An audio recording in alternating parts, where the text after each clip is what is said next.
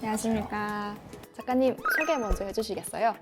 안녕하세요. 저는 지난 9년간 잊혀진 영웅들을 발굴하고 여러분들께 알리고 있는 정상규 작가입니다. 반갑습니다. 반갑습니다. 저희가 이야기 공연을 준비하면서 마지막에는 순국선열에 대한 이야기를 하면 좋겠다 해서 여러분들 찾아보다가 작가님을 찾게 됐어요. 그러니까 섭외 요청을 드리고 너무 흔쾌히 하겠다고 하셔가지고 저 너무 감사했거든요. 출연을 결심하게 되었던 특별한 계기가 있으신지 한번 여쭤보고 싶습니다. 저는 이제 이 역사 속에 가려진 인물들을 발굴하고 이분들을 알려드리는 일을 좀 오래 해왔는데 사실 처음부터 무슨 제가 역사학 전공자여서도 아니고 역사학자여서 이런 일을 했던 건 아니었어요. 저는 이제 NGO를 운영했었고 그 NGO를 운영할 때 제가 도움을 드렸던 분들이 이제 독립운동가 후손분들이었고 근데 대다수가 이제 기초수급자셨죠. 그래서 이분들을 도와드리는데 실제 만나서 이야기하다 보니까 이분들이 필요한 건 실제로는 재정적인 부분이 아니라 사람들한테 기억되는 걸 더 원하시더라고요. 근데 우리가 누군가에게 기억이 되게 하려면 기록을 해야 되잖아요. 그러다 보니까 이것은 내가 글을 써야겠구나. 혹은 내가 이걸 가지고 어떤 콘텐츠를 만들어야 되겠구나. 그러다 보니까 글을 쓰면서 방송을 하고 강연을 좀 오랫동안 해왔어요. 그래서 그런지 어떤 무대가 만들어지고 사람들한테 잊혀진 영웅들을 소개할 수 있는 자리가 있다면 저는 그것이 모든 사람들이 함께 합심해서 이분들을 세상에 알릴 수 있는 되게 의미 있는 하나의 프로젝트를 같이 한다는 생각을 하거든요. 그러다 보니까 이번에도 또 순국선열의 날 기념이고 사실 그날이 제 생일이에요. 아 진짜요? 네, 제가 11월 17일에 태어나서 순국선열의 날 제 생일인데 어떻게 보면 그 날을 기념하는 어떤 잊혀진 영웅들을 알리는 어떤 공연이라고 해가지고 저는 안 할 이유가 사실 없었던 되게 뜻깊은 결심을 하게 되었습니다. 일단 미리 생일 축하드리고요. 선물 주셔야 됩니다. 알겠습니다. 챙겨드리겠습니다. 공군 장교 출신이시잖아요. 네. 그때 어떤 계기를 만나서 독립운동 관련 일을 했다고 제가 인터뷰를 본 것 같은데 네. 그 어떤 계기였는지 좀 말씀해 주시면 좋을 것 같습니다. 되게 자연스러운 일이었는데요. 그러니까 제가 이제 공군 장교로 가게 됐는데 이제 공군에서는 이제 육군, 해군과 좀 다른 게 비행단이 있고 비행단 외에 전국에 이제 조금 자그마한 부대들이 있어요. 근데 제가 그때 갔던 곳이 강원도 고성군의 통일전망대 쪽에 보면은 GP, GOP라고 해서 육군 굉장히 전방, 최전방 부대들이 있거든요. 거기에 공군 부대가 하나 있어요. 레이더 부대인데 거기에 제가 중대장으로 가게 됐어요. 그게 사실 조금 그런 게 신임 소위인데 아무것도 모르는데 중대장으로 가게 된 거예요. 중대장이 해야 되는 역할이 회사로 따지면 약간 팀장 같은 거예요. 그러니까 아무것도 모르는데 리더가 돼야 돼요. 그래서 주변의 조력자들이 정말 중요하죠. 그래서 그분들께 도움을 받으면서 1년을 고생하면서 배웠는데 중대장이 해야 되는 일 중에 하나가 면담이에요.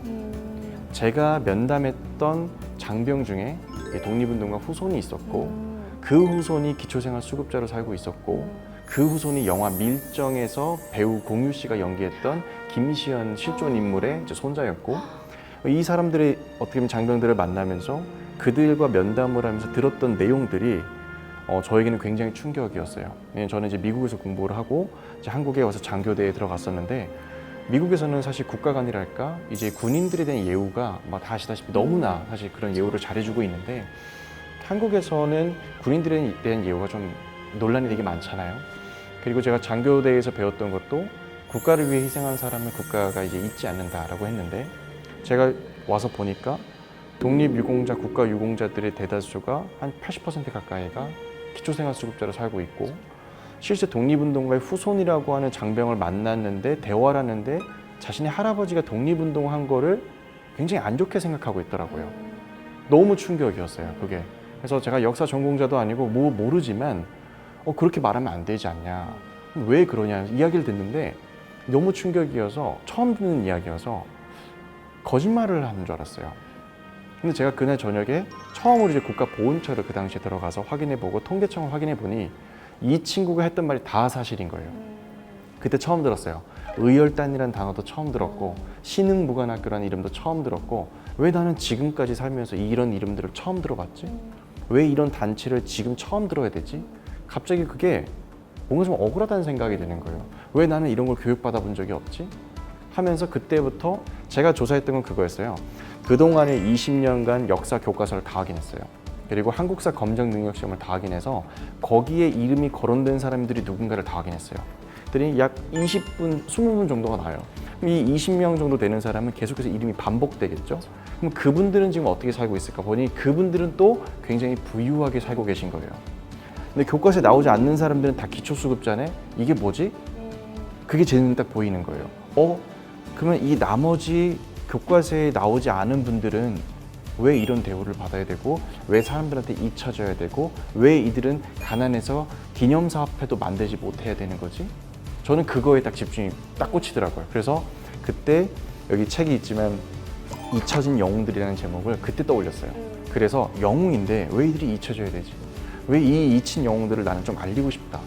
안중근, 유관순, 김구 선생님 다 훌륭한 분이시지만 이분들은 제가 아니어도 이미 너무 많이 알려져 계시고 너무나 많은 분들이 알리고 계신데 한 번도 들어보지 못했던 이 인물들을 나는 그럼 세상에 좀 드러내보고 싶다.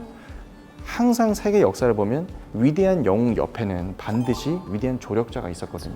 근데 왜 지금까지 대한민국에서는 이 소수의 영웅들에게만 조명을 했을까? 이제는 그 옆에 있던 그들을 영웅으로 만든 이 조력자들에게도 좀 조명을 비춰줘야 되지 않을까.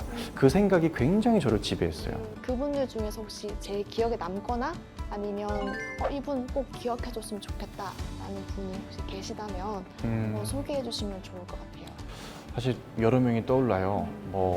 이제 방송에서 말씀드렸던 안맥결 선생님도 있고 너무나 많은 분들이 떠오르는데 그 홍재하라는 분하고 저는 개인적으로 신홍균이라는 한의사분을 좀 떠올려요. 왜냐하면 최근에 직접 이제 국가보훈부죠. 지금은 국가보훈부에 서훈을 신청해서 건국훈장을 받으신 분들인데, 근데 그분이 사실 우리가 독립군 3대 대첩이라고 하는 이제 봉오동, 청산리 그리고 대전자 전투라고 있는데 이 대전자 전투에서 엄청난 공을 세웠던 군의관이거든요.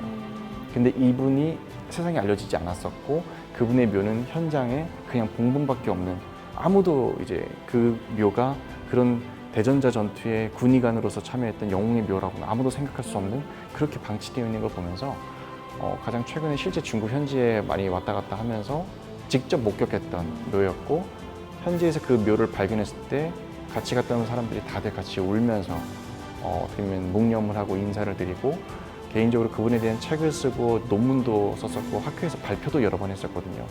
근데 그분이 결국 서훈을 받게 되자 그땐 정말 너무 뜻뜻이 기뻤죠. 그리고 개인적으로 그 서훈을 받게 되신 연락을 또 제 생일에 이제 보훈부에서 연락을 받았었기 때문에 생일 선물처럼 저에게 다가왔던 몇 년 전에 그런 분이 신홍균 한의사 분이 계시고요.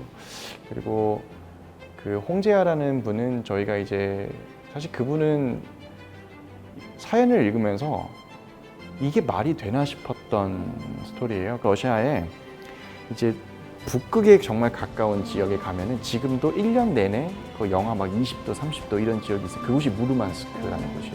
근데 여기에 우리 한국 사람들이 있었다는 거예요. 이들이 여기서 뭐 했지? 거기서 한인마을을 운영했던 사람들이 있는데 당시에 연합군의 어떤 시체 처리를 너무 잘해서 지역에서 상도 받았다는 거예요.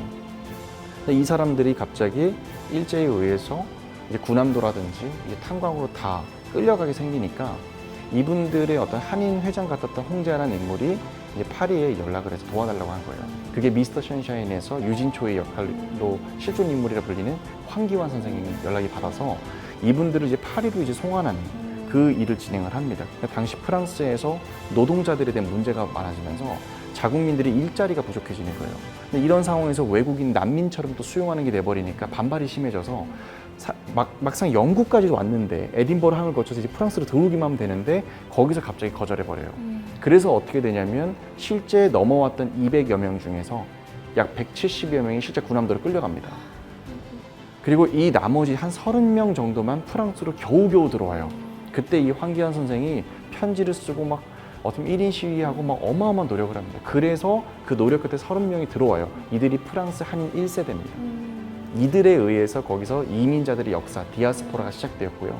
이 이민자 1세대가 거기서 유학생들에게 어떻게 보면 안식처를 제공해주고 그곳에서도 3일 만세운 등 2주년, 3주년 때마다 행사를 진행하고 거기서도 돈을 모아서 계속해서 상해 임정에 보냈던 그 기록들이 나오는 거예요. 그러니까 그분들에 대한 후손분들이 거기서 살아 계신데 자기의 아버지의 어떤 소원 중에 하나가 유해가 이제 한국에 이장되는 거다. 그래서 저희가 진행했던 거는 서원을 신청하면서 그 유해를 현충원에 모시는 그런 일을 했었고요. 그것도 이제 재작년에 겨우겨우 이제 진행이 되어서 실제 저희가 또 방송을 통해서 여러 강연을 통해서 알렸던 분이 그렇게 좋은 성과가 나와서 굉장히 좀 의미가 있었죠. 근데 사실 이 말을 하면서도 마음이 그렇게 편하진 않아요. 왜냐하면 얼마나 많은 분들을 사실 기다리고 계실 것이고 얼마나 많은 분들이 제보가 들어오겠어요. 근데 결과로만 따지면 정말 1%? 한 2%의 성공률도 안 되는 거예요. 그래서 여전히 많은 분들이 좀 관심이 필요하고 또 함께 이런 일을 할 수 있는 어떤 연구소라든지 기관이라든지 학예사분들이 많이 필요해요. 작가님 이야기가 막 본물 터지듯이 막 나와요. 그냥 쿡 찌르면 나오고 쿡 찌르면 나오고 그래서 이번 행사가 전 너무 기대가 됩니다. 그래서 이번 행사를 오시는 분들한테 이런 마음으로 오셨으면 좋겠다. 아니면 이거 한 가지는 꼭 가져갔으면 좋겠다라는 그런 당부의 메시지나 아니면 초대 메시지 같은 게 있으시면 한 말씀 해주시면 좋을 것 같아요. 제가 서두에서도 말씀을 드렸지만 위대한 영웅들 옆에는 늘 위대한 조력자가 있었다. 근데 지금까지는 너무나 그 소수의 영웅에게만 조명이 되어서 위대한 선택을 했던 수많은 역사에 가려진 분들이 많다. 그래서 좀 이런 분들에 대한 이야기를 저희가 이번에 좀 이야기를 풀어나가려고 하니까 이번 행사에 공연에 오셔서 들어보시면은 저런 인물이 있었구나. 또 저런 활동을 하신 분들이 있구나. 근데 그런 분들이 이렇게나 많구나. 이런 것들을 한번 정말 뜻깊은 날 모여서 이야기를 나눌 수 있다면 너무 좋을 것 같습니다. 네, 너무 기대됩니다. 그날 다시 뵙는 걸로 하겠습니다. 네, 알겠습니다. 네, 감사합니다. 네. 벌써 한 해를 마무리하는 시간이 다가오고 있습니다. 올해라는 무대에 여러분들에게 비하인드 씬은 무엇인가요? 사실 비하인드라고 하기엔 모든 순간이 소중하고 빛났을 겁니다. 독립운동가분들의 시간들처럼요. 우리가 주목하지 않으면 지나가는 장면이었겠지만 관심을 가지고 바라보면 모든 순간순간이 명장면이었습니다. 그런 장면들이 모여 지금의 대한민국이라는 하나의 작품이 만들어진 게 아닐까 싶습니다. 이번 이야기 공연에서는 무심코 지나쳤던 혹은 발견하지 못했던 뒷이야기를 들려드리려고 합니다. 11월 24일 더 비하인드 씬 무대 뒤의 사람들의 여러분을 초대합니다.